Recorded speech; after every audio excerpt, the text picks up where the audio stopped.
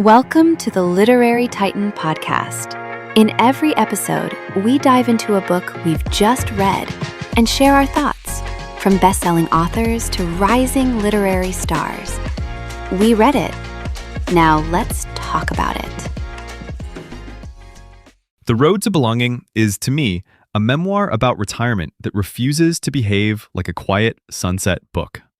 It starts with Francis Mandewah in the United States, restless after decades of work, and still haunted, shaped, and guided by the long arc of his life from Sierra Leone to America. From there, it becomes a search for home, leading him toward Belize and, more specifically, Punta Gorda, where history, diaspora, faith, language, and community begin to converge in ways that feel personal rather than abstract. The book moves through practical decisions, emotional reckonings, cultural discovery, and the literal adventure of driving an aging Hyundai through Mexico, all while returning again and again to one central question: where does a person truly belong? What I liked most is that the book is deeply sincere. It wears its heart on its sleeve, and honestly, that worked on me. Mandewah doesn't present belonging as a slogan or a theory. He presents it as something fragile, hard-won, and almost miraculous. The early scene where he helps an older Cambodian woman get home in St. Louis sets the tone beautifully because it shows how the memoir thinks.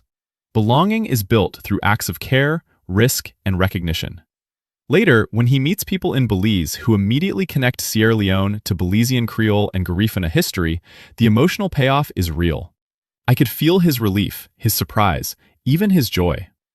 The repeated idea that God works through people could have become repetitive in weaker hands, but here it becomes the book's pulse. It links Tom Johnson, Kathleen Lilinski, Sister Roseanne, the Garifuna community, and others into one moral chain of grace. I found that moving. The prose is often direct, earnest, and unembarrassed by emotion. When it lands, it does so because it's so unguarded. The details about thrift store books, the obsessive apartment cleaning to recover a deposit, the church goodbyes, the sense of wonder on that first trip to Punta Gorda, and the warm welcome from the Garifuna parish all give the memoir texture and humanity. I also appreciated the cultural and historical sections on Creole, Garifuna, East Indian, and Mennonite communities because they make the book feel bigger than one man's relocation story. I think the book could have benefited from tighter shaping in places. It sometimes circles the same themes, and the explanatory passages can slow the momentum. But even there, I wasn't bored so much as aware that the book values testimony over polish. It wants to witness. It wants to honor people. It wants to connect dots across continents. I respect that a lot, and by the end, I felt the memoir's generosity mattered. I found The Road to Belonging affecting, thoughtful, and unexpectedly expansive.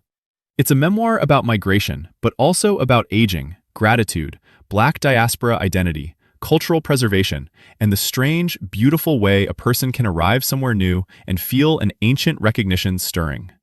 I came away feeling warmed by it and, more than anything, impressed by its openness and moral clarity. This is a heartfelt book about finding home after a lifetime of surviving.